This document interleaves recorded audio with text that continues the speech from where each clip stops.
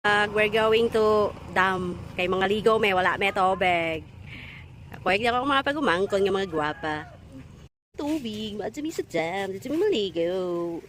Kuwag na ako ang ginakiyas. Ang kunya gwapa. Lakala kami dito sa karsada. Kay layo-layo pa dito ang dam diri sa Amua. Ang dam na mo ang tubig mo chocolate. Gwapa man dito sa akong cellphone. Diba? Nagpared mi dere sa taplen sa karsada. Kinakusgan nga pag umangkon.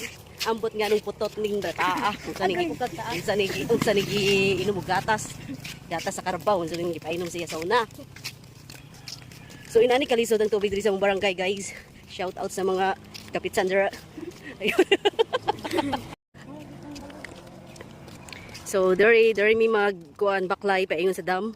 Mga 10 minutes siguro kalay og kusog-kusog ka mo lakaw. Hey you. Kita pa nung sa siya eh. Kita pa nung sa mo. Hey ko tulak na unga ra sa mo eh. Kita na mo gwapa jud eh. Tawa.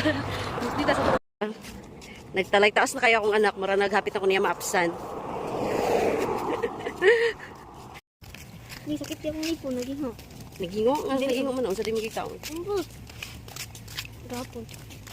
Sige mo gag chocolate nga dili ka magkuan, dili ka mag-toothbrush. Ani ka pait among kinabuhi diri wala bitoki. Pait man. Pait kay kuan pitos kay sa tubig. Ang patay ano ning mo barangay. Tapos magay sa tubig. Caution da guys. Di ba guys ang caution kay katong sa kutsyon? Caution. Isa man mo dira sa likod. So naguna na akong magulang dito guys. Muto among labandera. So kami, igo rami mo apas. Maglangoy-langoy sa dam nga chocolate. Guys. Akong anak ang naka-yellow. Kining naka-violet o kining naituwali awang pag-umangkon. Balay dito oh, si Upanot. Nang balay ni Upanot. Giaw-aw mi guys. Abi nung mahadlok mi sa imwa. Hoy, piso ra ka. Lag mga quantity guys oh. Lubi nga kulay orange. Nana sa inyo, lubi nga kulay orange. Tapos gabalik nagbebenta sila ng mga flower dito guys, mga orchids and everything, mga plants. Ay wala na daw kay na-fordoy na yung si Mingwing. Halo, magpaghinay. Pero mga karakas mga driver dari. Magtalay. So, expected na guys ang tubig diri sa amuang dam kay mura nag-chocolate kay nagulan-ulan man. Pagkapaita, naglubog-lubog yun. Dahan-dahan kayo. Yung dam namin ngayon guys, hindi nakagaya noon. Ngayon yung dam namin ganito na yung kulay. Siguro dahil mga pinutol na yung mga puno. Ito yung ate ko at yung in-law ko.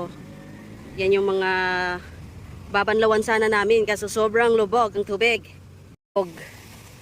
Nak, ayun nak. Yung anak kong isa, yun o. Tapos pamangkin ko.